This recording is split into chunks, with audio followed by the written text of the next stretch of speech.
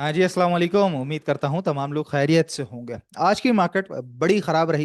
एक प्रेशर वाला दिन रहा, एक ज़बरदस्त डाउन साइड के अंदर मार्केट के अंदर हमने देखा कि मार्केट कंटिन्यू एक डाउन साइड ट्रेंड के अंदर रही और 3855 पॉइंट इंडेक्स जो है वो माइनस साइड पे बंद रहा और लाल लाल रंग हर तरफ हमें नजर आ रहा है।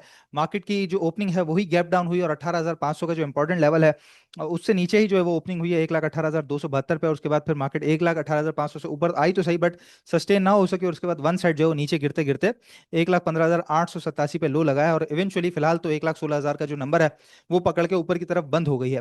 लेकिन इस वक्त सबके जहनों में यही सवाल है कि भाई अब कल का दिन मार्केट का क्या हो सकता है, जिस लेवल पे रुकी है वो क्या सपोर्ट लेवल है या फिर मार्केट गैप फिलिंग की तरफ जा रही है, हम कैश पे रहें या निकल जाएं या फिर बाइंग के लिए एक अच्छी अपॉर्चुनिटी है, स्टॉक्स पे ध्यान दें या इंडेक्स पे ध्यान दें। बहुत सारे सवाल इस वक्त आपके जहनों में चल रहे होंगे, तो इंशाल्लाह ताला कोशिश करता हूं मैं वीडियो में आपकी कंफ्यूजन को दूर कर सकूं। आज के जो सेक्टर्स हैं बेसिकली जिन्होंने सबसे ज्यादा पॉइंट्स निकाले हैं उसके अंदर oil and gas exploration sector सबसे पहले है, फिर इसके अलावा सीमेंट है, फिर हम देख सकते हैं कि यहाँ पे कमर्शियल बैंक्स है। तो तीन बड़े सेक्टर जो है उन्होंने अच्छे खासे पॉइंट आज मार्केट के अंदर से ड्रैग डाउन किए हैं और बड़ी स्पीड से वो नीचे आए हैं। अब जो सूरत हाल है वो डेली चार्ट के ऊपर अगर हम देखें तो मार्केट ने एक बहुत बड़ा सपोर्ट एरिया जो कि 1,15,794 का बनता था, ये बेसिकली वो एरिया जब मार्केट जंग के बाद गैप अप ओपनिंग हुई थी मंडे वाले दिन, और उस दिन का जो लो था मंडे के दिन का वो ये लो था।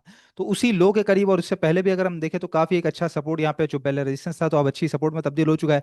तो उस बेहतर सपोर्ट पे आके मार्केट बंद हुई है। ऑल्दो मार्केट नेगेटिव साइड पे बंद हुई है, लेकिन उसके अंदर से भी अगर पॉजिटिव हम देखना चाहें तो मैं ये समझता हूं कि एक ही दिन के अंदर ड्रॉप आ गया मार्केट का। मतलब कि मार्केट स्लो स्लो एक एक दिन करके गुजरती है, आहिस्ता आहिस्ता को 1,000 पॉइंट निकलते हैं, फिर 500 पॉइंट निकलते हैं, फिर 700 पॉइंट निकलते हैं। मतलब स्लो पॉइजन से बेहतर ये था कि मार्केट एक साथ गिर जाती।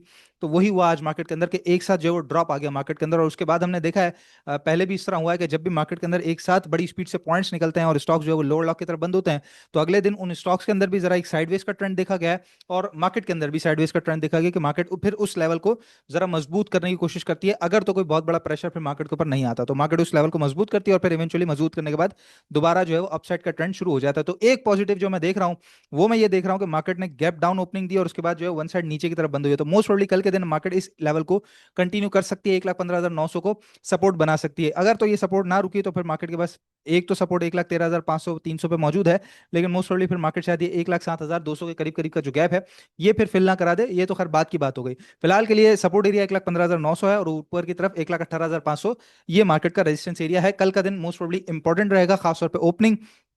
और अगर साइडवेज का ट्रेंड मार्केट ने पकड़ लिया तो इंशाल्लाह ताला हम कह सकते हैं कि ये जो जो जबरदस्त प्रेशर था फिर वो थोड़ा रिलीज होना यहाँ पे शुरू होगा कि एक साथ मार्केट गिर गई और फिर यहाँ पे थम गई। 15 मिनट ग्राफ भी मैं आपको दिखा दूं तो ये तो था डाउन ट्रेंड, लेकिन आखिरी वक्त की अगर आप कैंडल देखें तो यहाँ पे करीबन 3 करोड़ के वॉल्यूम है KC 100 के अंदर और एक जबरदस्त किस्म की जो है वो बाउंस बैक हुआ है और एक बुलिश कैंडल हमें नजर बनती हुई से नजर आई है, क्योंकि इवेंचुअली यहाँ पे डेली का बहुत बड़ा सपोर्ट था तो एक अच्छी तगड़ी बाइंग यहाँ पे खड़ी हुई है। तो कल के दिन भी अगर ये बाइंग थोड़ा सा सपोर्ट करती है मार्केट को तो इवेंचुअली इंशाल्लाह ताला मार्केट का जो इंडेक्स है वो जरा सेटल हो जाएगा। अब करना क्या चाहिए, स्ट्रेटजी क्या रखनी चाहिए, सबसे बड़ा सवाल तो यही है। देखें, स्टॉक्स में आपको बता देता हूं इवेंचुअली इसके अंदर क्या होता है कि जब ऐसी सूरत हाल होती है तो लोग ज्यादातर जो है वो पैनिक के अंदर बेच देते हैं। खासतौर पे वो लोग जिनका जो माल है वो फ्यूचर और लेवरेज के अंदर होता है। इसलिए हम बार बार मना करते हैं आपको कि भाई फ्यूचर और लेवरेज के अंदर आप लोगों ने काम नहीं करना और तमाम अच्छे स्टॉक्स के अंदर ही काम करना है कि इवेंचुअली उनके रेट्स वापस आ जाते हैं। जो हम टैरिफ वॉर के बाद भी देख चुके हैं कि जब मार्केट टैरिफ वॉर के बाद यहाँ से वापस पलट के ऊपर की तरफ गई थी और फिर जब जंगी हालात के बाद वापस मतलब इंडो पाक के बाद वापस मार्केट ऊपर आई थी, तो जो अच्छे स्टॉक्स हैं उनके रेट बड़ी स्पीड से वापस आ जाते हैं और आपको वो फिर निकलने का भी मौका देते हैं साथ साथ। तो अभी कोई घबराने की जरूरत नहीं है, कोई जबरदस्ती का स्टॉप लॉस हिट ना करे, कोई जबरदस्ती का पैनिक करने की जरूरत नहीं है। आपके पास अच्छे स्टॉक्स हैं उनके अंदर होल्डिंग की पोजीशन बनाए। बाकी वो लोग जिनके पास माल खुला है, मतलब कि पैसा खुला है, कैश खुला है, वो कैश पे रख के बैठे हैं। पिछले 2 दिन से कंटिन्यूसली एक ही स्ट्रेटेजी में आपको बता रहा था, वेट एंड वॉच वाली, कि हम भी जरा वेट एंड वॉच पे हैं, आपने भी वेट एंड वॉच पे रहना है कि मार्केट नीचे बाइंग का मौका दे सकती है। तो हमने भी अलहमदुल्ला अपने व्हाट्सएप ग्रुप पे आज बाइंग के लिए लिस्ट बताई है, वही लिस्ट मैं आपको भी बताता हूँ। ये लिस्ट है, आप अपने पास स्क्रीनशॉट लेके रख सकते हैं। ये तमाम वो स्टॉक्स हैं जो कि बहुत अच्छे रेट्स के ऊपर इस वक्त मिल रहे हैं। हाँ, कुछ इसके अंदर जो है वो चैनल तोड़ के खड़े हुए हैं, कुछ जो है 200 मूवी एवरेज से नीचे खड़े हुए हैं, लेकिन इनके रेट्स बहुत अच्छे हैं, बड़े बड़े सपोर्ट एरियाज पे खड़े हुए हैं। तो यहाँ पे छोटी छोटी बाइंग सबके अंदर की जा सकती है। कम क्वांटिटी से थोड़ा थोड़ा बिल्कुल एक्यूमुलेट करना आप शुरू कीजिए और ये तमाम के तमाम जो स्टॉक्स हैं वो यहाँ पे ले लीजिए। और दूसरी बात मैं आपको बता दूं कि देखें, इंसान का जहन जब इस तरह की सूरत हाल होती है ना तो पैनिक के अंदर आ जाता है, इवेंचुअली ना चाहते हुए भी वो कोई ना कोई ऐसा गलत फैसला कर लेता है। तो उसके लिए बहुत इंपॉर्टेंट होता है कि आपका एडवाइजर बहुत अच्छा हो।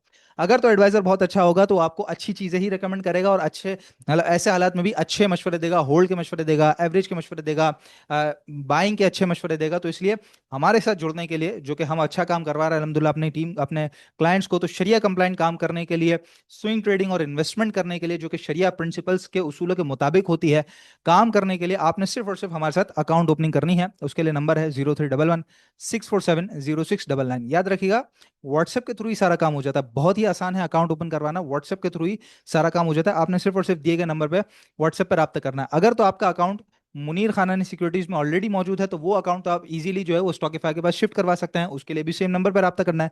लेकिन अगर आपका अकाउंट किसी और ब्रोकरेज हाउस के पास है तो आप शेयर्स बासानी जो है वो इजीली मूव करा सकते हैं, लेकिन उससे पहले उसके लिए आपका अकाउंट मुनीर खानानी सिक्योरिटीज में टीम स्टॉकिफाई के साथ ओपन होना लाजमी है।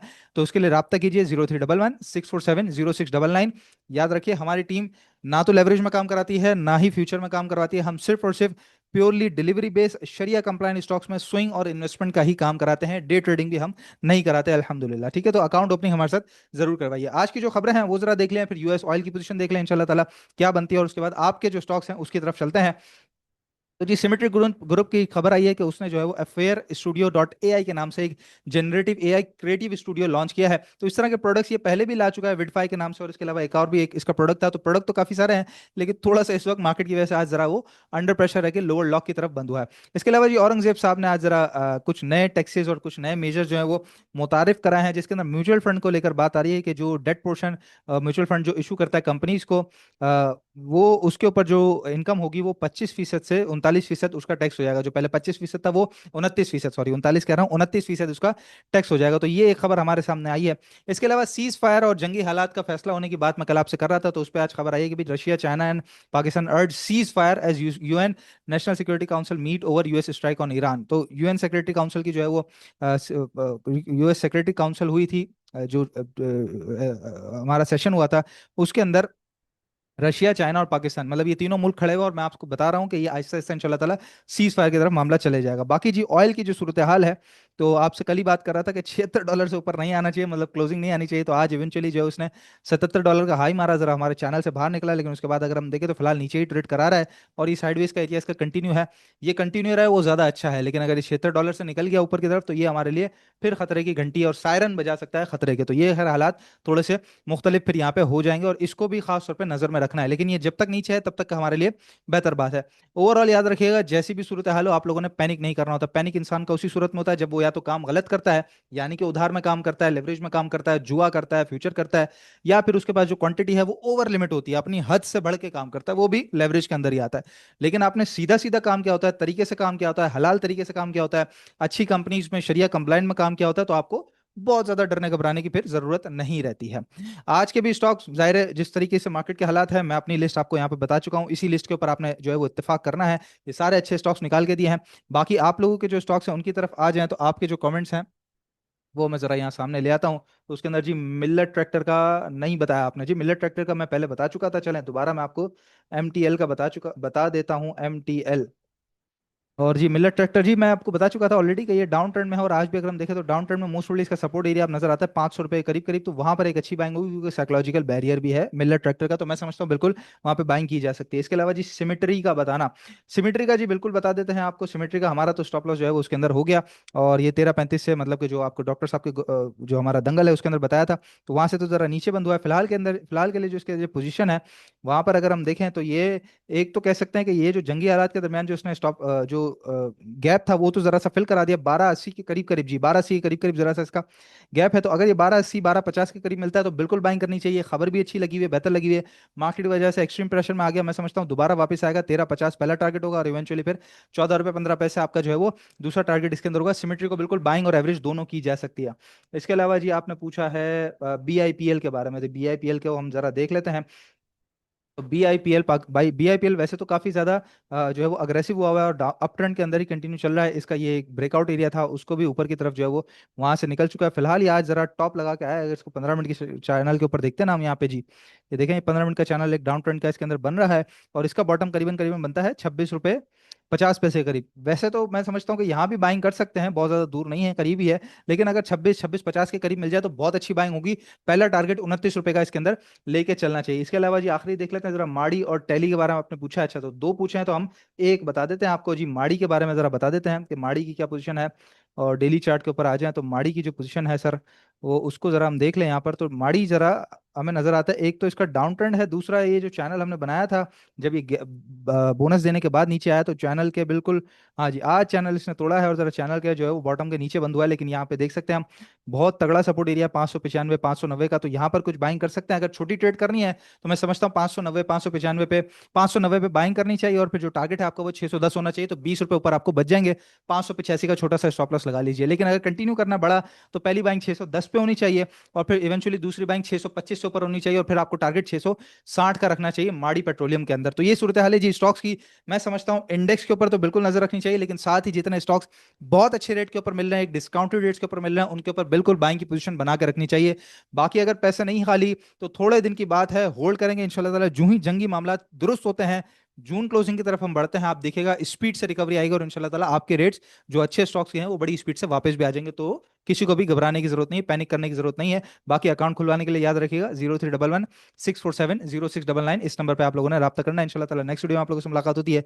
अपना बहुत ख्याल रखिएगा। अल्लाह हाफिज।